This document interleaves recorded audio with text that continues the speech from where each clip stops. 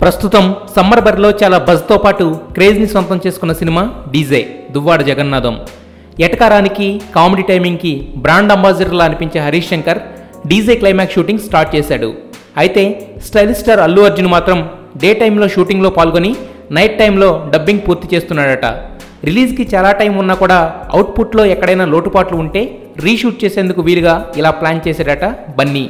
ఈ DJ movie stylish star Allu అర్జున్కి, director హరీష్కి, producer Dil రాజుకి ముగ్గురికి కూడా చాలా కీలకం. ఈ సినిమా కూడా 50 కోట్ల క్లబ్లో చేరితే బన్నీ రేంజ్ చాలా పెరుగుతుంది.